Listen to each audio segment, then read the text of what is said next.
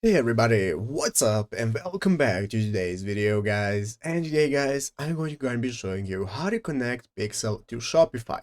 This is a very simple thing to do, so make sure that you watch this quick and easy video till the very end and follow my steps correctly so you can make sure this works the same for you and you can do this yourself.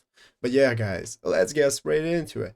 So the first thing you want to do is to go ahead and open up the official Shopify website right here, shopify.com if you have not already, and after opening it up, you'll be greeted by the main page where you want to go and log into your account. So go ahead and log into your Shopify account, after which you'll be greeted by the home page right here where we can find all the sections we can access. You can see we have our home section, orders, products, and so on. And now we can get started. So basically what we want to do is go ahead and open up the settings option right here at the bottom of the screen. And after opening up settings, it's going to open up this new menu where we can find all the settings we can access, such as our general settings, plan, billing, and so on. And this is what we want to use now, guys. So if you scroll down a bit, you can see we have two setting options right here. One is called apps and sales channels, and the different one is customer events. So if you open up customer events, here you can go ahead and take a look that you can add custom pixel options directly. So if you explore pixel apps or add custom pixels, this is where you can do so. You can get started with pasting your pixels right here. But if you want to add directly Meta Pixel or something like Facebook ads, you can go into the apps and channels right here and open up the Shopify App Store.